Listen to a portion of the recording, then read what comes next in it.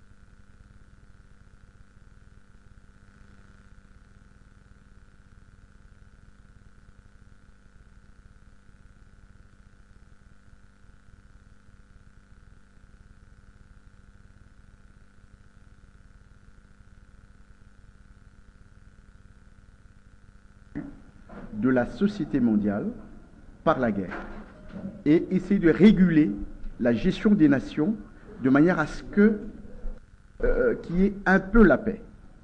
Et fort malheureusement aujourd'hui, et particulièrement en République démocratique du Congo, nous avons une guerre biscornue, sans tête, dont on ne connaît pas de manière assez claire qui tient les ficelles. Comme ça, qui tient les ficelles? C'est le Rwanda? Non, ce n'est pas le Rwanda. Ce sont les États-Unis? Officiellement non. C'est l'Angleterre? Officiellement non. C'est l'Ouganda? Officiellement non. Voyez-vous? Donc nous sommes dans une guerre hybride. Tout à fait, justement. C'est-à-dire que nous sommes dans une guerre peut-être apparemment sans procureur, sans responsable, sans auteur moral. Mais en réalité, c'est une société qui est, je voulais dire, l'ordre qui est issu de 1948, quand on a créé l'ONU pour tous ces objectifs, est complètement en décadence. Parce que le désordre qu'il y a dans le monde aujourd'hui est entretenu par ceux-là qui ont vaincu la guerre de 1945 et qui ont mis sur pied l'ONU. Et l'ONU aujourd'hui est en déflagration totale. Ça veut dire qu'en décadence, n'arrive plus à maintenir l'ordre dans le monde comme le premier objectif, n'est-ce pas, de cette organisation. Et la République démocratique du Congo subit le contre-coup, n'est-ce pas, de ces décadences de l'ordre mondial. Donc aujourd'hui, nous sommes à 12 millions, mais le monde s'est apitoyé pour 800 000 morts au Rwanda. Oui. 800 000 morts, le monde s'est apitoyé. Même, alors qu'ils ont tué de la même manière que les 800 000. De la même manière, avec des machets, des armes blanches et tout ça. Et on continue, et ça se fait à petit feu. Et le monde, face au monde, aujourd'hui nous avons l'Internet, c'est que toutes les images passent sur les antennes. Et le monde est resté totalement insensible, complètement insensible. Je me rappelle en 1976, en Afrique du Sud, rappelez-vous, la guerre qu'il y a eu à Soweto, un petit enfant qui transporte le cadavre de sa sœur tuée.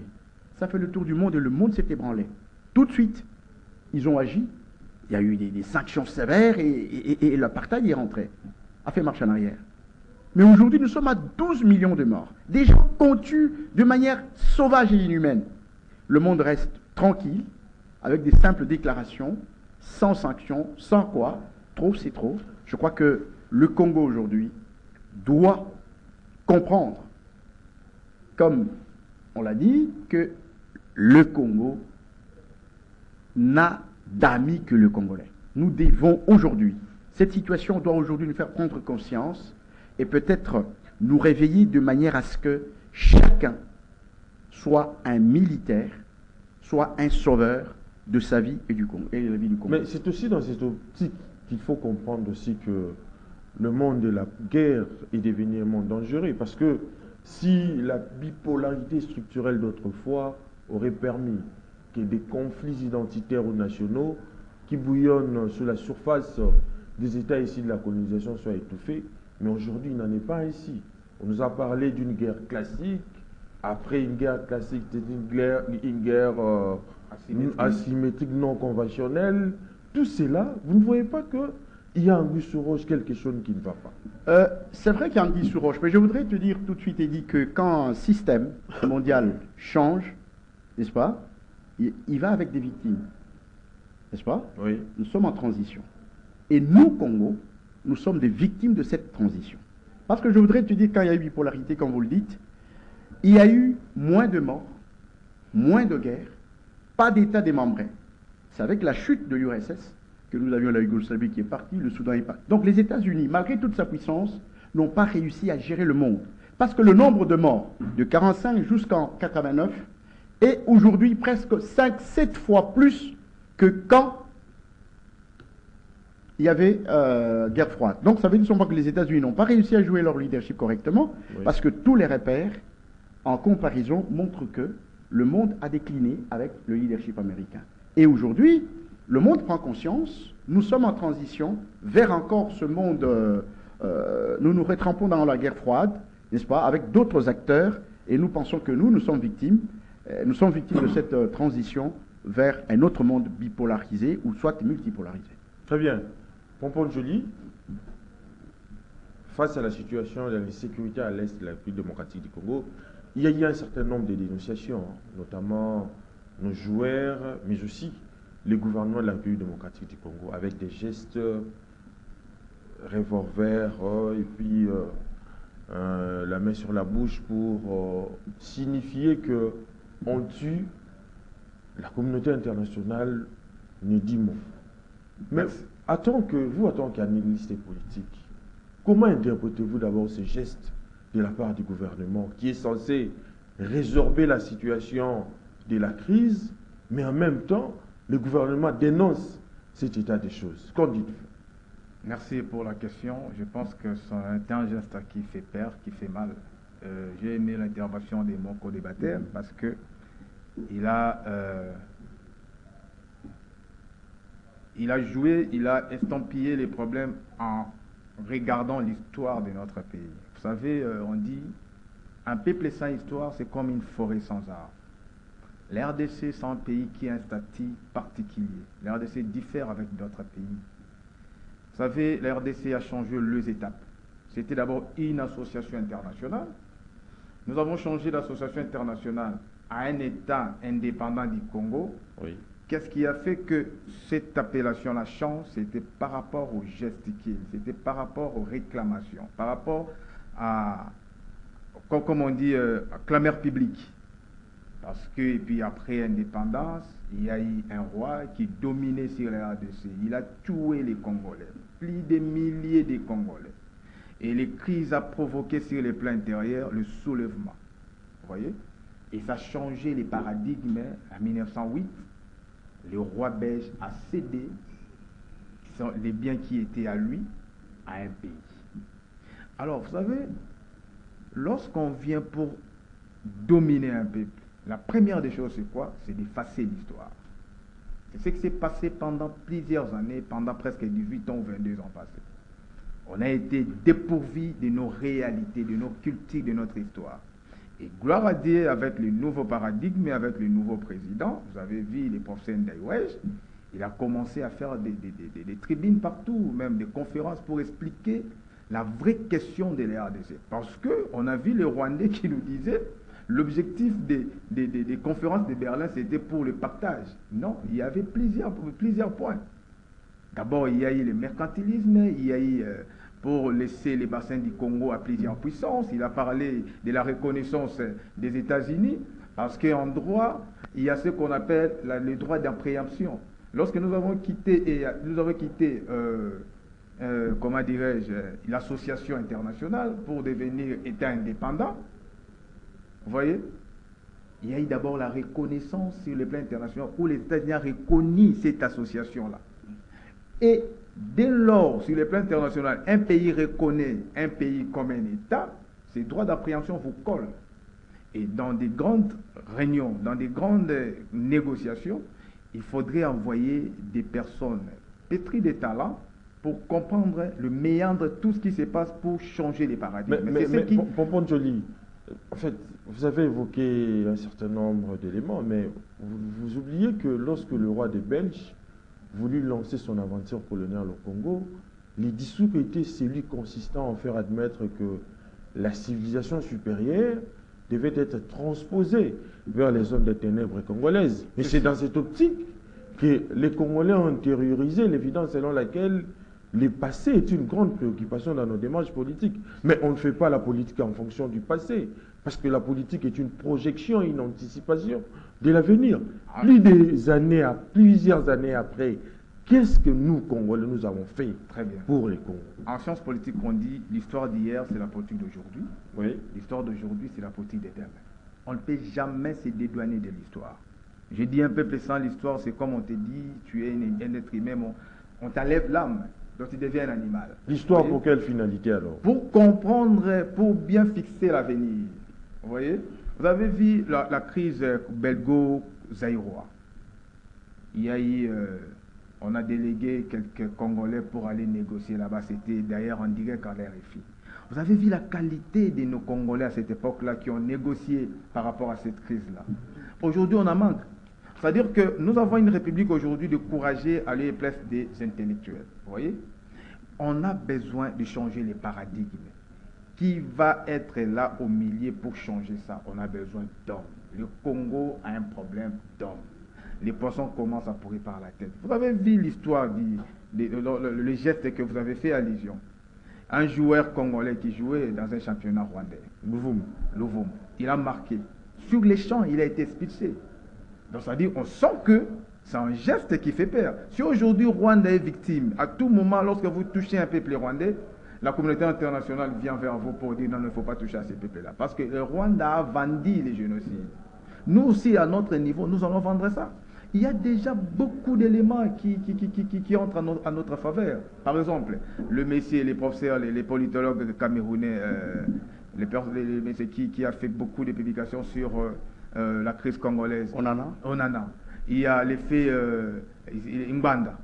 Hein? Il y a plusieurs ouvrages. Il y a même les professeurs Baril, les Français, les derniers survivants, les professeurs Baril, les capitaines Baril. On a des instruments, on a des livres aujourd'hui qu'on doit mettre en exergue pour montrer à la force de la communauté internationale que non, les peuples congolais n'est pas moins par rapport aux Rwandais.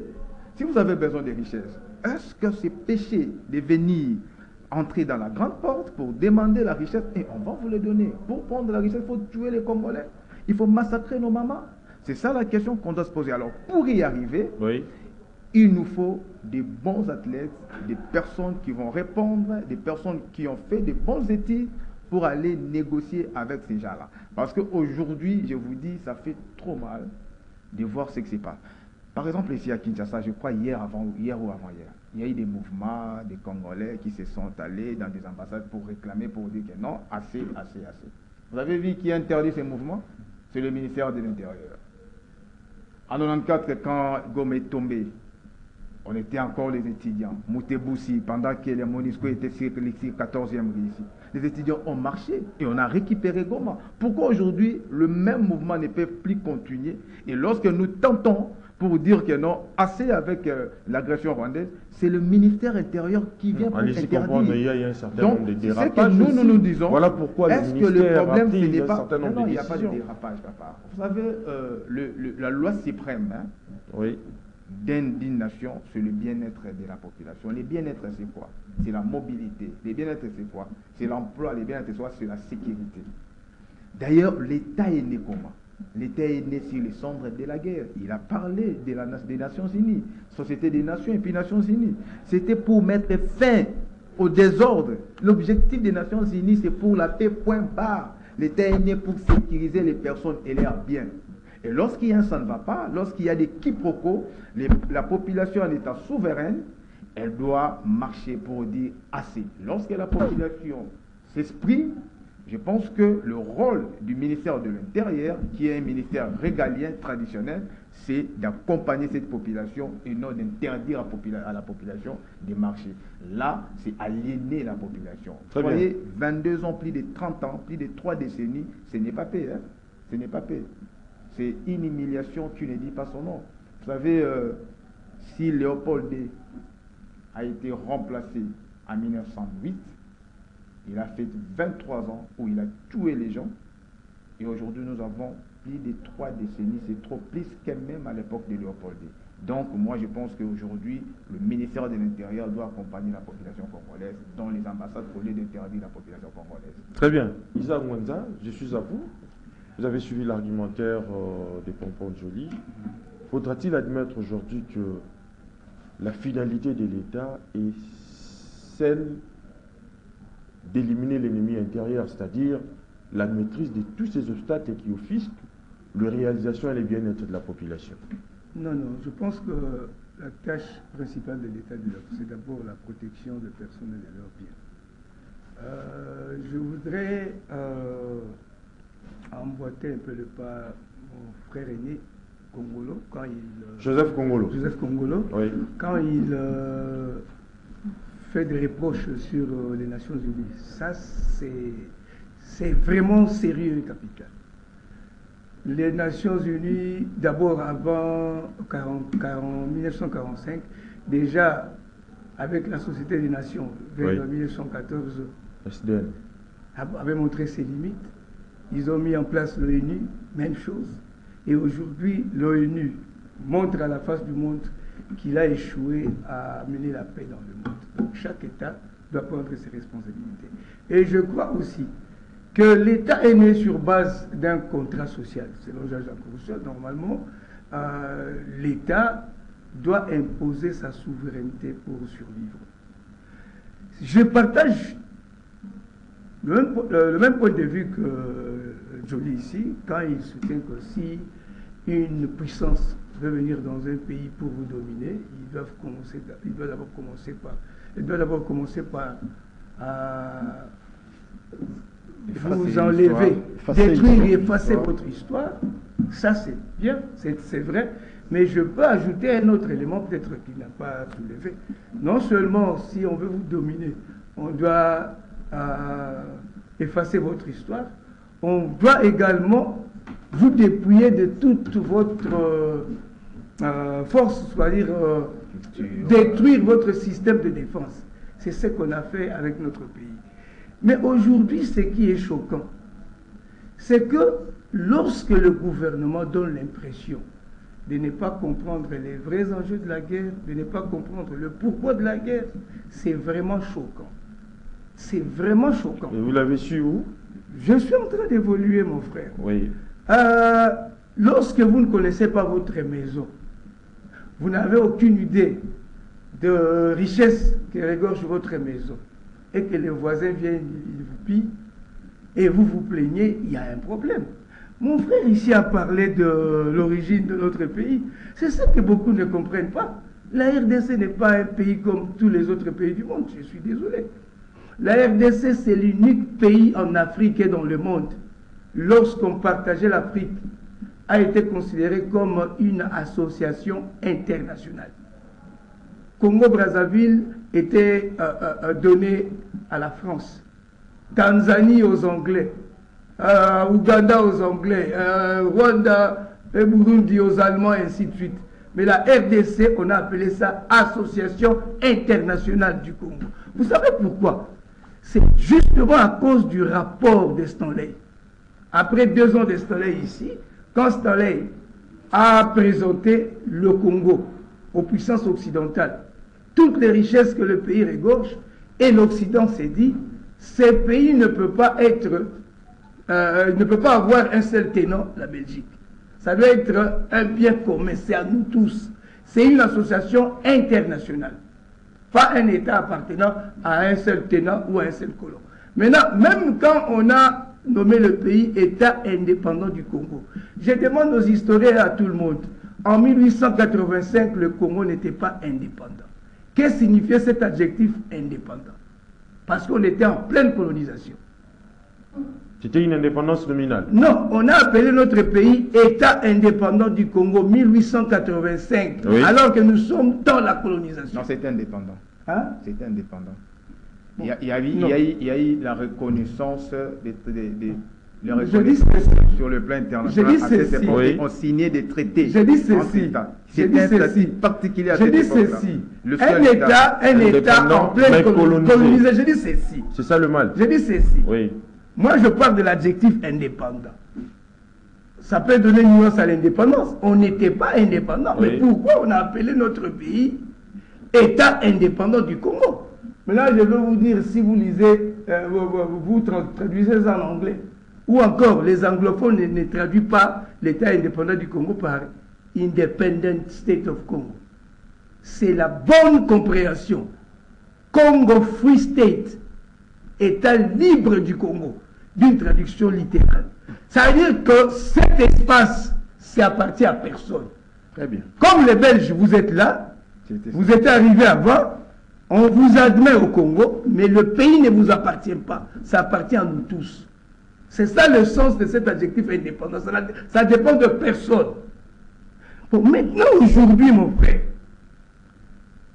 plus de 24 ans maintenant, ou 25 ans, ou 30 ans, que le pays vit dans une guerre qu'on ne comprend même pas.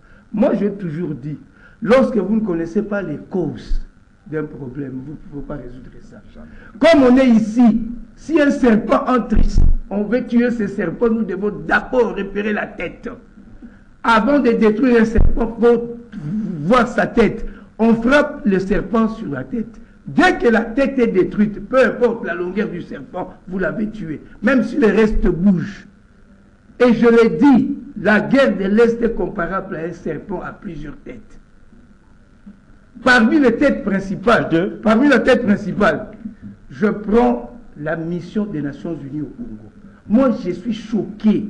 Non, s'il vous plaît. Attendez. Il ne faut pas dire ça, parce que le VPM de la Défense avait éclairé la matière de la population. Exactement. Il ne faut pas oublier que la MONUSCO est notre partenaire. Exactement, j'arrive. On ne doit pas s'apprendre à la MONUSCO. J'arrive. C'est la déclaration du VPM. Exactement. J'emboîte le pas, mon grand frère Joseph Kongolo. En ce sens, pour dire, je suis d'accord. Quand vous dites que le VPM a dit, la MONUSCO c'est notre partenaire, moi je veux dire ceci. J'ai fait 14 ans d'enquête à l'Est pour comprendre les conflits armés là-bas. 14 ans. De 2005 jusqu'en 2018. Si le VPM déclare que la MONUSCO est notre partenaire, combat à côté des FARDC, je pouvais l'accuser de complicité s'il n'était pas informé. Je veux dire ceci. Il n'a aucune idée, le VPM, ministre de la Défense, M. Jean-Pierre Bemba, n'a aucune idée des activités nocturnes des Nations Unies. Ne dis pas ça. Je dis ceci. Ne dis pas ça parce qu'il est le ministre. Je dis ceci.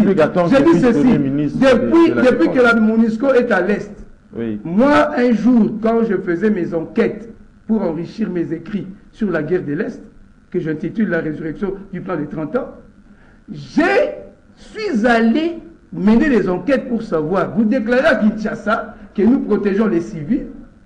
Vous déclarez à Kinshasa que nous apportons l'appui logistique aux FARDC. C'est votre rôle. Je devais aller enquêter sur ça. J'ai eu l'autorisation de passer 2 jours dans le camp des Sud-Africains, 1 jour chez les Malawites. Ils composent ce qu'on appelle en MONUSCO FIB, Force Intervention Brigade. La force que le chapitre 7 des Nations Unies avait mise pour implémenter le chapitre 7. Qu'est-ce qui se passe? La MONUSCO fait de patrouille de 20h jusqu'à l'aube. Tout ce qui se passe la nuit là, le VPM n'est pas au courant. Je suis désolé. Remarquez qu'en 2005, la population de Bukavu manifestait contre la MONUSCO exigeant son départ. On a pris leur véhicule et tout là. 2005.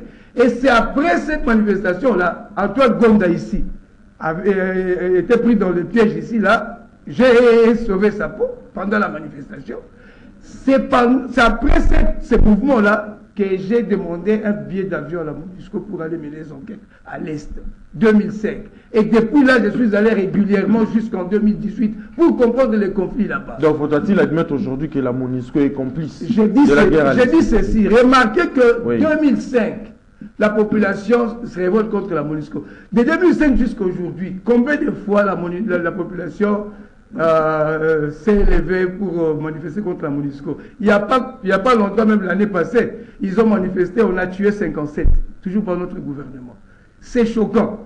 Lorsque vous ne connaissez pas votre ennemi, c'est très grave. Je l'ai dit. Oui. Aussi longtemps que nous avons la mission des Nations Unies en RDC, il n'y aura jamais de paix à l'Est. Très bien. John Kabessa, vous venez de nous rejoindre tout à l'heure. On est en train de parler de la situation de l'insécurité à l'Est du pays, avec en toile de fond les différentes manifestations constatées celles-là dans la ville province de Kinshasa. Mais à la suite de ces manifestations anti-occidentales qui connaît la ville de Kinshasa, avec, je dirais même son corollaire de dérapage, le vice-premier ministre de l'Intérieur a pris un certain nombre de mesures, notamment l'interdiction des taxis-motos dans la commune de la Gombe, et puis l'interdiction des marchés, je dirais, ambulants. Tout cela, ce sont là un certain nombre de décisions prises par le président de la République. Est-ce que cela va son pesant d'or en ce moment où la population revendique son droit qui est lié à la paix à l'est de la République démocratique du Congo? Merci beaucoup, cher Eddy. Je dis également bonjour à tous mes co-débatteurs. Je vois encore Popo Njoli, également Isaac Ngweza et aussi également M. Kongolo. Merci. Je crois vous constater comment je suis en train de vous rejoindre avec moult difficultés. Il y a un son ne va pas dans la ville. Pour répondre directement à votre question, on a parlé exactement non-intégration ou non-pénétration. C'est ça les termes, on a dit exactement, de la commune de la Gombe. Mais on se pose des questions. Le VPM s'est misé également sur la carte. Quel genre de carte exactement? Parce qu'on n'arrive pas à comprendre la délimitation de la Gombe d'abord. Il y a une confusion totale qui règne à ce net moment, entre autres, du côté des policiers, c'est-à-dire la police routière, ainsi de suite, et surtout les éléments appelés, entre guillemets, les éléments de bureau 2, bureau 3, bureau 6, je ne sais pas, de l'ANER, et de l'autre côté au niveau de la police. Je vous informe que ce matin déjà, il y a eu un cas de coups et blessures entre policiers et exactement les motocyclistes.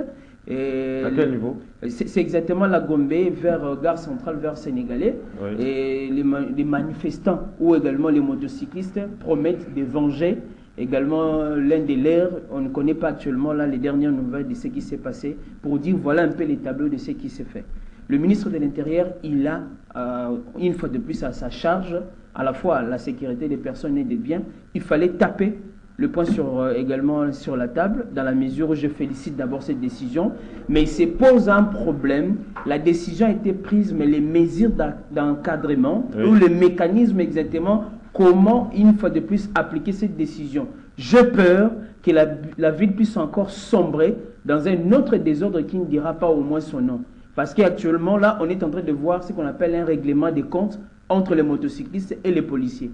Les policiers en profitent pour commencer non seulement à rançonner, mais aussi à faire des saisies illégales.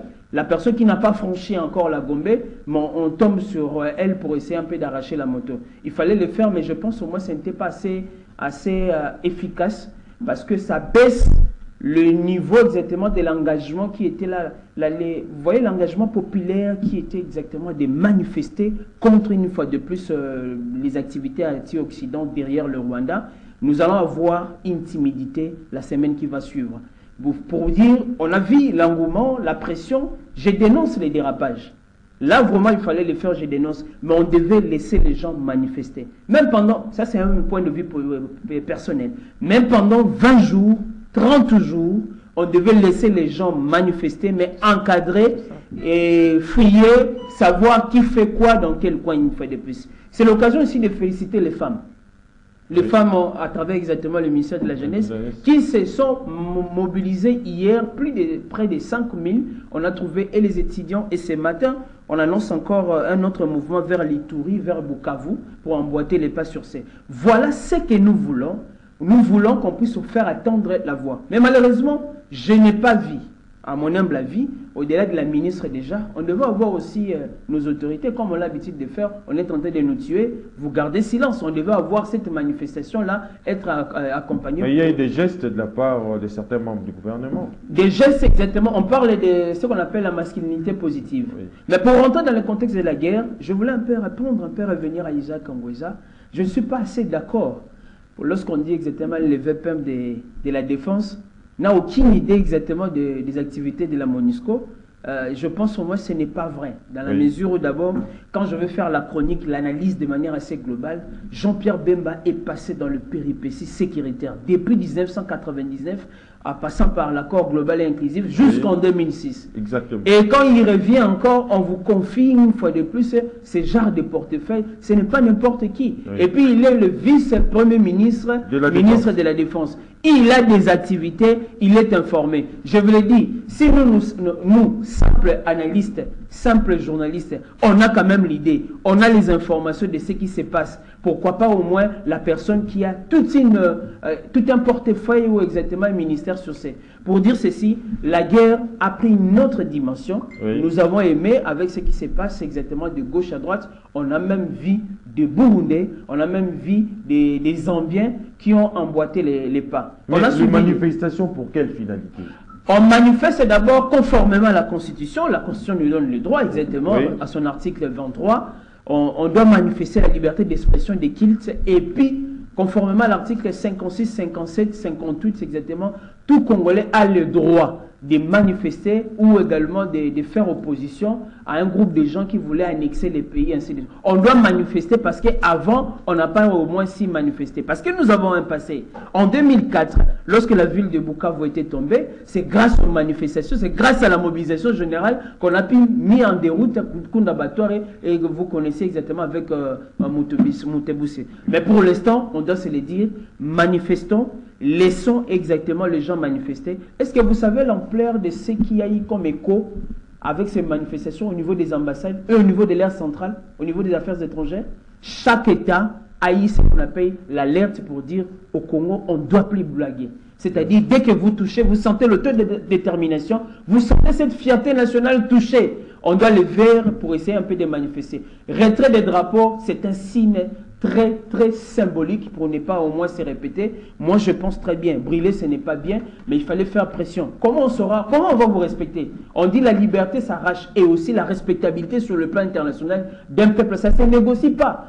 Vous pensez quoi? On va vous amener des shawarma pour dire une fois de plus, en faire la mention. Mais on n'a pas aimé, on a attaqué d'autres ambassadeurs qui n'étaient pas directement peut-être concernés pour faire cette mention. Nous demandons à la population de faire des marches, de multiplier des marches, mais avoir un canevas, un mémo. Vous revendiquez quoi comme les autres l'ont fait à l'ambassade française? Vous venez, vous échangez. De même aussi, je vis exactement l'organisation de la société civile pour la paix au Congo, l'OSPC, qui prépare une manifestation allant exactement pour essayer d'appuyer les FRDC. En somme, la cause est juste.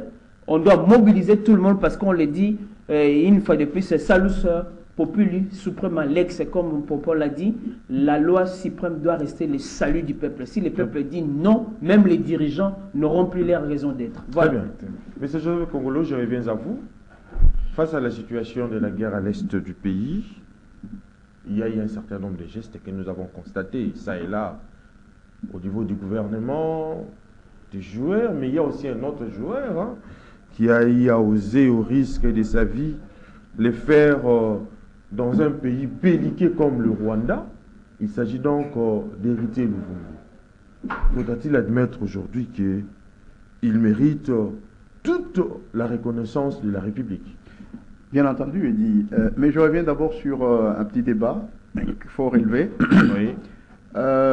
L'État indépendant du Congo, comme toujours, comme il a dit, effectivement, le Congo était... La Belgique n'avait pas suffisamment de moyens. Ce n'était pas un État colonialiste. Oui. N'avait pas suffisamment de moyens pour mettre en valeur le Congo. C'est comme ça qu'on lui a confié la gestion, mais en laissant les portes ouvertes à tous les États coloniaux de venir faire leurs affaires ici, entrer et sortir. C'est ça le statut qu'on a donné non seulement à l'État indépendant du Congo, mais que les Occidentaux continuent à considérer le Congo comme étant un marché commun. Et en plus, ils n'ont pas besoin d'un État fort, comme Kabila père voulait de ces Congos, il ne voulait pas de ça, et c'est que Félix est en train de faire, ce n'est pas dans la division internationale du travail, là où le Congo doit rester seulement producteur des matières premières. Vous voyez, tous les rails vont vers l'océan. Donc nous ne pouvons pas consommer des matières ici. Ça, c'est la division internationale du travail. Le Congo reste un producteur, oui, un exportateur. Alors, c'est que Kabila père voulait faire un État souverain, un État développé. Il risque, n'est-ce pas, de ne plus entrer au Congo. Et à ce moment-là, nous sommes en guerre aussi à cause de ça.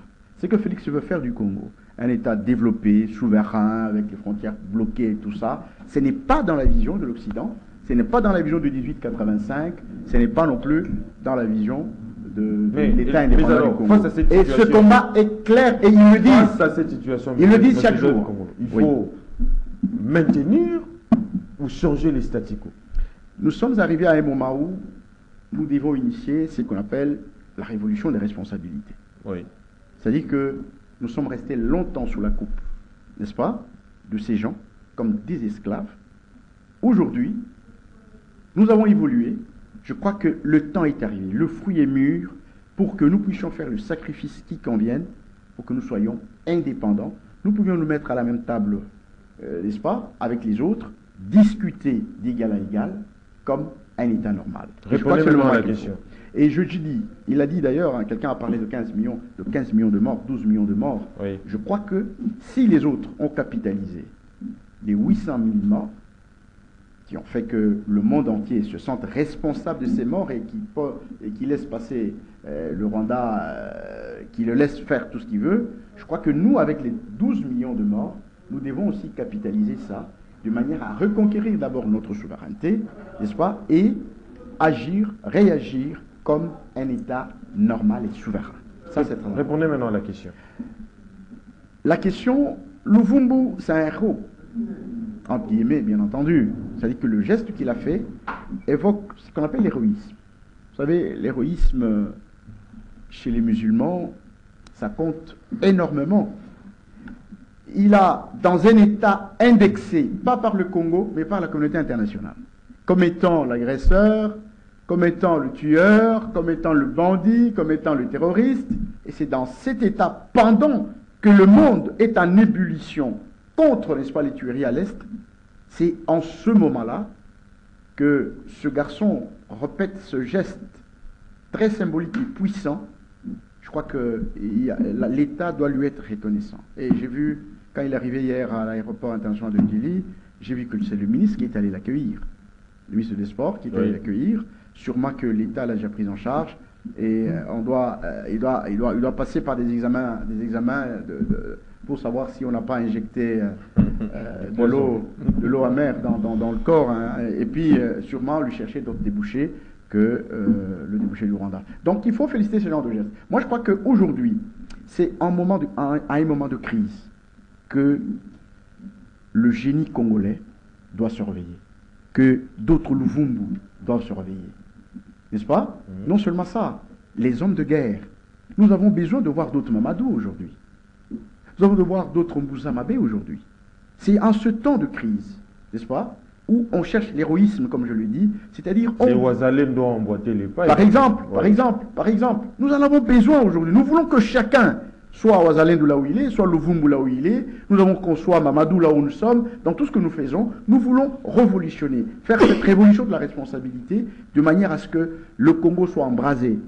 Il a dit tout à l'heure, ceux qui font les marches, ils le font dans les normes telles que la loi le dit, n'est-ce pas? Ceux qui sont devant les étudiants, ils doivent continuer à sensibiliser les étudiants de manière à réveiller cet héroïsme qui est nécessaire, surtout quand on est jeune. C'est le moment le plus précis pour pouvoir quitter un peu le confort, n'est-ce pas, pour pouvoir accéder à des niveaux supérieurs, spirituels, physiques, ainsi de suite, dans différents domaines. Donc, ce que nous demandons aujourd'hui, je crois que le gouvernement doit montrer l'exemple aujourd'hui de cet héroïsme. Ça veut dire ils doivent aller au-delà de leurs efforts traditionnels, oui, n'est-ce pas, pour mettre fin à cette guerre. Et chacun, dans ce qu'il a, dans sa parcelle de responsabilité qu'il exerce, il doit aussi aller plus loin dans le sens, n'est-ce pas, de libérer le pays et de vivre comme les autres pays dans la paix. Donc de cette manière-là, ce geste-là doit aller plus loin non seulement dans le geste symbolique, oui, mais plus loin dans les actions que nous faisons, dans la qualité de travail que nous faisons pour la République, et surtout dans nos réflexions aussi que nous donnons pour reconstruire cette nation qui est aujourd'hui déchirée. Pompon Joly, je reviens à vous pour les gestes combien patriotiques posés par Héritier Luvumbu pour la dénonciation du silence de la communauté internationale face au drame congolais, devant ceux-là même qui forment l'escadron des morts et de la désolation niée du massacre des fils et filles de la République démocratique du Congo. Héritier Luvumbu, il mérite pas mal d'honneur. Pas mal d'honneur. J'ai dit chapeau bas à notre gouvernement pour une énième fois. On sent que nous sommes gouvernés. Vous savez, le gouvernement, c'est un moteur de régulation de la vie humaine. Et j'ai eu à penser avant d'entrer ici. Vous savez, on a passé plusieurs années, je crois 18 ans, où on a été dépourvu de notre culture. Et la culture, c'est la langue et la musique et plusieurs éléments qui entrent en interaction. J'étais dans une fête il y a longtemps, je crois 10 ans passés à ma campagne. On a passé toute une nuit à danser la musique tanzanienne. C'était vers les années 2005. Je me suis dit, où est passé Kofi? Où est passé Ouera Jibempiana? Vous savez pourquoi? Il fallait aliéner ces peuples. Il fallait changer les paradigmes. Injecter cette musique pour dire que ces peuples n'existaient pas. On a été identifié d'un peuple qui aime la musique, qui aime les femmes. Donc lorsque vous pillez la RDC, les Congolais sont dans des bars. Et pendant qu'on construisait des supermarchés, au-dessus on mettait des bars, des terrasses. Vous savez pourquoi? Bon, donnez-les $1000 par mois, $500, et on sait comment récupérer ça. C'est pour les distraire en fait. Donc, on a passé 18 ans de distraction, oui, pour être agressé, infiltré. Vous avez des généraux, des colonels, inféodés. Vous savez vous-même, vous avez avec la réintégration, la réinsertion, les tout brassages. Ça. Brassage, mixage. Gloire à Dieu, l'Assemblée nationale a fait des recommandations pour interdire tout cela. Cet acte, c'est un acte de bravoure. Si c'était, il était militaire, il allait déjà avoir des galons aujourd'hui. Vous savez, un Allemand a dit, c'est pendant la crise qu'on reconnaît les grands hommes. C'est un grand, ces messieurs-là. Les pays, en réalité, c'est quoi une nation? Une nation, ça se définit avec des repères. Lorsqu'on parle de la France, on voit De Gaulle. Lorsqu'on parle de l'Afrique du Sud, on voit Madida. En RDC, lorsqu'on parle de l'RDC, on voit qui? Aujourd'hui, on voit Luvumbu. C'est un héros. C'est un héros, ce qu'il a fait. Moi, je me dis, mais ces messieurs, moi, en réalité, je suis têtu. Hein? Je suis un peu impulsif, mais je me dis, au Rwanda, je ne pouvais pas les faire. Dans un championnat où, avec la nouvelle technologie informatique, tu fais ces gestes-là devant un sanguinaire comme Kagame. Et quand je vis ça, j'ai dit, bon, peut-être après quelques heures, on va nous dire que le Messie a été tué. Gloire à Dieu, il est à Kinshasa. Donc, on va l'examiner pour voir si sa santé est en bonne et due forme.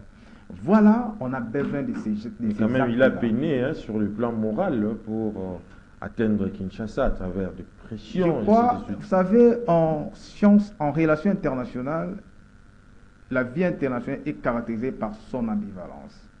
Oui. C'est toujours la même RDC qu'on a connue il y a 20 ans passés. Qu'est-ce qui fait qu'aujourd'hui, le président peut dire tout haut le bourreau de la RDC? On a connu un grand pasteur d'une grande église qui était Kofo. Lors d'une homélie, il est en train d'attaquer le méfait rwandais. Le lendemain, les méfaits s'est retrouvé en exil aux États-Unis. Ouais. Mais aujourd'hui, Luvumbu a fait le même acte. Il a été ascensé. Donc moi, je dis, oui, à cause de ces actes-là, en tout cas, j'ai dit chapeau bas à notre président. Donc, même si tu voulais être un ennemi d'un tel président, quelqu'un qui vient pour sécuriser vos intérêts, l'intégrité territoriale, en tout cas au-delà de tout, on doit l'appuyer. Et vous, les journalistes, ce que vous devez faire, c'est de changer votre ligne éditoriale. Mettez un peu la musique de côté. Concentrons-nous sur cette guerre-là. C'est une humiliation, tu ne dis pas son nom. Ce n'est pas normal. Vous êtes un homme normal. C'est pas normal. Mais c'est ce qu'on est en train de faire. Non, j'ai dit aujourd'hui quand même, nous sentons que nous sommes gérés. Mon ami, ce que vous avez dit de Jean-Pierre Bemba, je pense qu'il faudrait comprendre c'est quoi un ministère. Le ministère est créé par rapport à un besoin. C'est une structure de conception. Et le ministère de la Défense est né au même moment que l'État. Il y a 6 ministères qu'on a appelés les ministères traditionnels ou régaliens. Donc, c'est-à-dire, la personne qui gère un ministère de la Défense, c'est comme un président de la République. Il est informé plus que nous, parce que la Défense a les renseignements militaires. La Défense a plusieurs compartiments. Donc, il est informé. Je ne pense pas que Jean-Pierre Bemba dort 8 heures du temps par jour. À tout moment, il est en communication avec les commandants suprêmes. À tout moment, il est en communication avec les différents généraux. Donc, il est informé plus que nous. Je pense que dans un plateau de télévision comme celui-ci, on doit être circonspect lorsqu'on fait des analyses, surtout avec la personne qui gère l'armée, dissuasif, qui a changé d'ailleurs cette armée. Vous savez qu'on a plusieurs lois aujourd'hui. Il y a une loi de programmation militaire. Nous avons quitté quelques millions de dollars à 1,5 milliard. Il y a une loi des réservistes. Il y a encore quoi encore j'ai parlé de programmation et tout. Il y a plusieurs réformes comme ça. Vous voyez les militaires aujourd'hui avec des nouvelles tenues. Il y a plusieurs éléments que nous allons dire aujourd'hui, chapeau bas à notre gouvernement. Jean-Pierre Bemba est informé. Le co-débatteur, quand il a pris la parole, même mon ami d'en face, il a essayé d'estampiller le problème. Vous savez, la guerre a plusieurs éléments qui entrent en interaction. Et la RDC, on vous a dit que la RDC a un statut particulier. Ce n'est pas le Congo-Brazza. C'est un État indépendant. Vous avez bien défini cette indépendance-là. C'est-à-dire qu'un espace qui appartient à plusieurs puissances. Vous ne pouvez pas s'émerger, laisser ça comme ça, parce qu'il y a des... Vous savez, tout ce qui se passe dans le monde, depuis la nuit des temps, les grands débats du monde tournent autour de la RDC. Si les États-Unis ont tué le Japon, il a pensé où est-ce que nous allons trouver une richesse pour dominer le monde. C'est en RDC. Tout ce qui se passe, la conférence de Berlin, tout aujourd'hui, avec la nouvelle technologie informatique et de communication, le richesse du monde aujourd'hui, tous les débats tournent dans la RDC constitue un engin. C'est-à-dire que c'est vraiment un engin détail. C'est-à-dire qu'il faudrait vraiment faire une bonne analyse. Il ne faut pas dire que les ministres de la Défense ou de l'Intérieur n'est pas informés. Ils sont informés, papa. Isaac, plus que nous d'ailleurs. À un moment donné, en fait, de l'histoire de notre pays, surtout par rapport à la situation sécuritaire à l'est du pays, la MONUSCO s'est dit incapable de combattre le M23 qui détenait les armes sophistiquées. Votre analyse? Bon, je veux dire ceci. Quosque tandem, que vous ne voyez pas ou vous ne pouvez pas identifier l'ennemi. Moi, je veux dire ceci.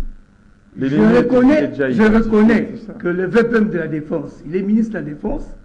Nous avons des services de renseignement, nous avons l'ANER. Vous avez 2 minutes pour conclure. Nous avons l'ANER, nous avons les services spéciaux, nous avons DRM, nous avons les services DEMIAP et tout là. Il est informé. J'ai dit ceci. Oui. Moi, j'ai eu à échanger avec la population de Goma, j'ai eu à échanger avec les militaires, j'ai eu à échanger avec les gens des Nations Unies, j'ai eu à échanger avec tout le monde. Ne prenez pas la population comme des bêtes.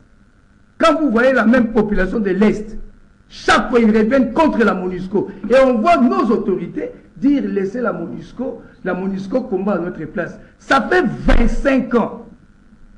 Pourquoi le général Vicente Diaz, 2006, avait démissionné? Vicente Diaz, commandant de la force des Nations Unies, la MONUSCO. 2006, Babacar Gaye termine sa mission, on nomme un général espagnol. Donc il avait compris les jeux. Ce général n'a fait que 18 jours, ils vous condamneront. Ils vous condamnera plutôt. Général Vicente dit, ça fait 18 jours. Espagnol. 18 jours, il démissionne. Il rentre chez lui en Espagne. Avec tout ce qu'on lui a proposé comme l'argent et tout là.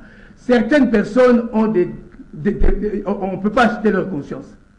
On ne peut pas vouloir être responsable des sangs des gens. J'ai dit ceci. La population ne veut plus de la MONUSCO à l'Est parce qu'elles savent que, elle sait plutôt que, aussi longtemps que la MONUSCO est là, cette guerre ne prendra jamais fin. Ça fait maintenant 25 ans. Mais il ne faut pas s'apprendre comme ça. Je dis ceci. Lorsqu'une mission vient pour imposer la paix, on peut avoir un timing. Vous avez soit 5 ans. Quand vous ne pouvez pas imposer la paix, on remplace la mission. Tant que la MONUSCO est là, je dis ça doit être soit. C'est la politique. Comme nous voyons la population marche, toujours c'est le gouvernement qui vient calmer la population. Au lieu soit d'encadrer, soit dire à la MONUSCO, non, la population ne veut plus de vous. Hein. Fermez vos bagages, rentrez. C'est un travail. Et actuellement, il se dégage comme une sorte de contradiction, même entre la vision du chef de l'État et le FPM. Il n'y a pas longtemps, le chef de l'État réclamait le départ de la MONUSCO. Et le FPM déclare que la MONUSCO combat aux côtés des FARDC. Ça fait combien d'années? 25 ans. Mais jusqu'à quand vous ne pouvez pas... réclamer le départ de la MONUSCO ne constitue pas un pivot. Non, je dis ceci. Je dis ceci. Lorsqu'on vient à une mission mission de paix quelque part, on doit avoir un mandat et les objectifs. La MONUSCO est venue ici au Congo pour la deuxième fois. La première fois, c'était en 1960. Ils étaient venus pour reconstituer le Congo. Retrouver sa forme actuelle. Vous voyez, la première fois, la mission des Nations Unies au Congo est arrivée pour reconstituer. Je suis en train de parler. Pour remettre le Congo, parce qu'il y a eu une sécession katangaise, sécession de Luluabour et tout là. La première mission de l'ONU en 1960 était venue pour reconstituer le Congo et repartir. Ils n'ont pas fait 5 ans. ONU là. La deuxième mission, ils ne sont pas venus pour reconstituer le Congo et partir.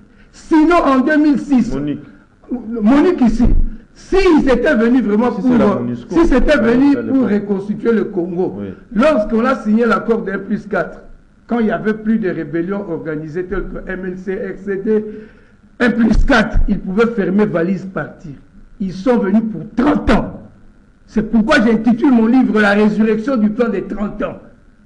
Tant qu'on ne voit pas que cette guerre, c'est cette communauté internationale masquée qui ont placé la MONUSCO pour piller le pays, mais pourquoi on ne peut pas remplacer cette mission? Pendant 25 ans, la MONUSCO ne fait rien. La population marche chaque jour. Et vous dites non, le peuple m'est informé, oui. S'il est informé, oui, c'est la politique. C'est ça que moi je ne partage pas. Je suis vraiment désolé. Parce que si vous voyez la situation sur place là-bas, vous ne pouvez pas t'éclairer ici. À l'Est, dans certains endroits, si vous dites que la MONUSCO peut rester ici, on peut vous tuer là-bas. Parce qu'ils sont au courant de ce qu'ils font. John Kabessa, apparemment, on assiste à une floraison de forces hein, à l'Est de la République démocratique du Congo, l'EAC, SADC, MONUSCO. Toutes ces forces, vous ne voyez pas que ça constitue la surmilitarisation à l'Est de la République démocratique du Congo avec un bilan mitigé. Sur militarisation, oui, exactement. Mais je crois pour des raisons pédagogiques aussi, on pouvait rappeler sur ces. Oui. Cher Isaac Ngweza, il n'y a pas contradiction entre Jean-Pierre Bemba et les chefs de l'État, parce qu'il y a eu ce qu'on appelle un mandat qui a été requalifié ensemble avec le Conseil de sécurité de l'ONU. Exactement. On a parlé une fois de plus des retraits progressifs de la MONUSCO. C'était d'abord annoncé, permettez, c'était annoncé en septembre exactement 2023 que la MONUSCO devait partir dès début 2024. Mais après avoir y à échanger, il y a même le Conseil de sécurité qui a entériné le plan de retrait progressif accepté par le gouvernement congolais. Exactement. Donc, c'est-à-dire, même ceux qui nous suivent, il ne faut pas carrément les désorienter. Si Jean-Pierre Bemba dit appuyer, on travaille ensemble, c'est dans le cadre de ces projets-là.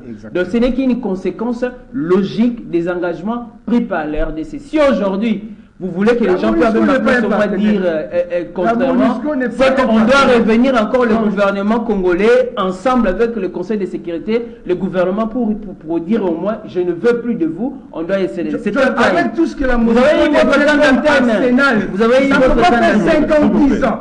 Oui. Ça vous entrez dans le demanderai aussi à Echar et dit il faut revenir prochainement avec Isaac Ngweza. On doit tabler sur ce dossier. Floraison, oui. Moi, je veux même requalifier cela une juxtaposition des forces au niveau également du sol congolais. On essaye de voir qui commande quelle opération dans quelle zone. C'est là où se trouve ma crainte exactement. On a pris la RDC comme une zone nébuleuse où tout le monde pourrait venir. On a les mêmes forces ougandaises qui sont avec nous. IPDF qui sont avec nous dans les opérations coalisées. Les mêmes 23. On a l'Afrique du Sud qui a envoyé les troupes avec la SADC qui veut aussi appuyer autrement. On a la Tanzanie, c'est-à-dire il y a un flou total.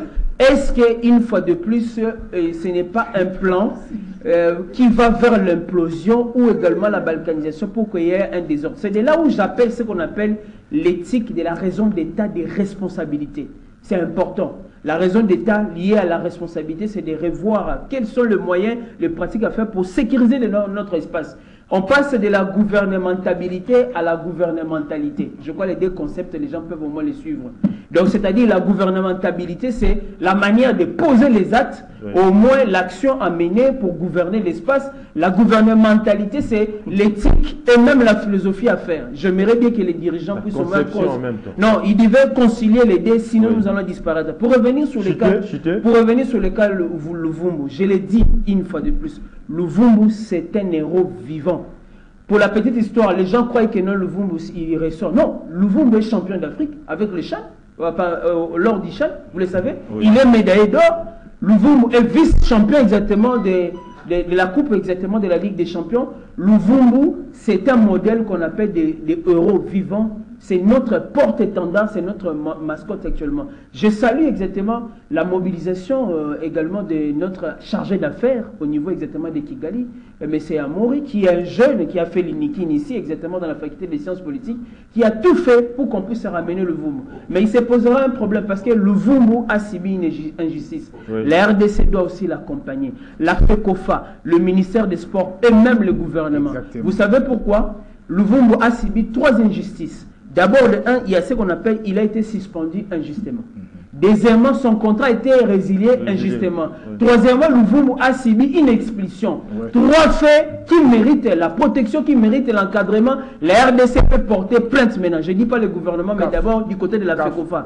La FECOFA d'abord doit écrire à la CAF et même au niveau de TAS qui est le tribunal international pour qu'on puisse au moins préjudice réparer les dommages. Ça ne va pas une fois de plus. Mais je l'ai dit, il y a un danger.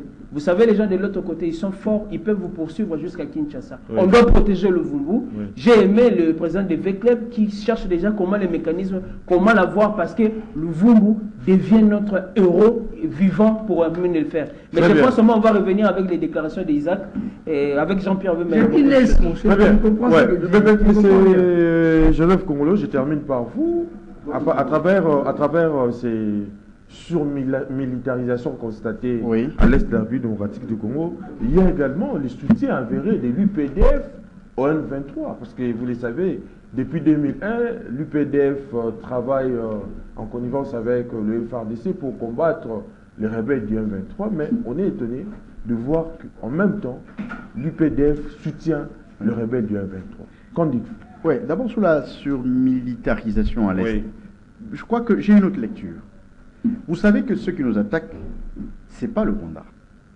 Il y a des puissances, des multinationales qui sont derrière le Rwanda. Et derrière les multinationales, ce sont les intérêts des États. Voyez-vous? C'est connu, ils sont nombreux. Ils sont nombreux.